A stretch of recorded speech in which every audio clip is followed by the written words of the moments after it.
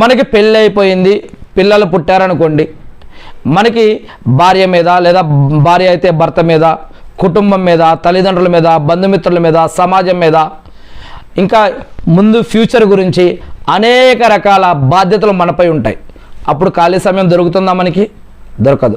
కానీ ఖాళీ సమయం ఎప్పుడైతే దొరికిందో, ఎప్పుడైతే ఇంకా బిజీ కాలేదో మనం, అప్పుడే నమాజు నేర్చుకోవటం, దువాలు నేర్చుకోవటం, ఖురాన్ చదవడం నేర్చుకోవటం, హదీసులు నేర్చుకోవటం, జీవన పద్ధతులు, ఆరాధన పద్ధతులు తెలుసుకోవటం.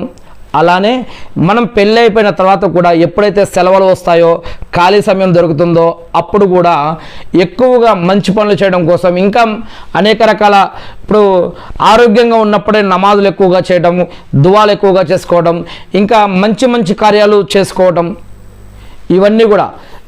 ఇవే కాకుండా ఇంకా చాలా ఉన్నాయి. కానీ ఇక్కడ నేను ఇవి మాత్రమే చెప్పి నేను ముగించి ముందుకు వెళ్తున్నాను. ఎందుకంటే ఇంకా చాలా విషయాలు మనం తెలుసుకునేది ఉంది కాబట్టి. ఇక ఆరోగ్యాన్ని మనం కాపాడుకోవడం వల్ల దేవుడిచ్చిన బాధ్యతలు, ఆయన ఇచ్చిన హక్కులు ఎక్కువగా నెరవేర్చవచ్చు మరియు పాటించవచ్చు.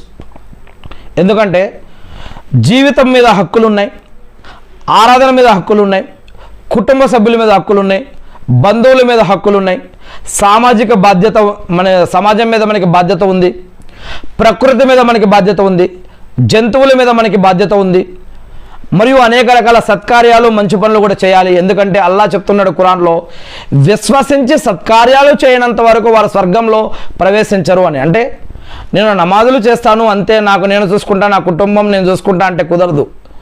నీ పక్కన ఇరుగు పొరుగునున్న వారిని, సమాజంలో కూడా నీవు కొన్ని మంచి కార్యాలు చేయాలి, చెడుల నుంచి ఆపాలి, మంచి కార్యాలు చేయాలి.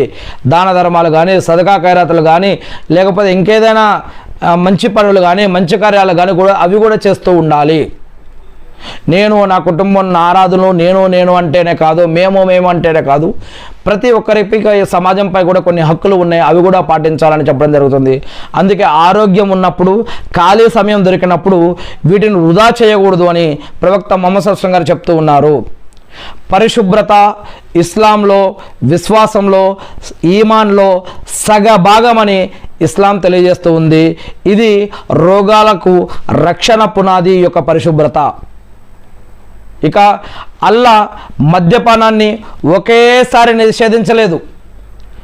మద్యపానాన్ని రకరకాలుగా అల్లాహ్ సుబ్హానహు వ తఆలా నిషేధిస్తూ వచ్చాడు.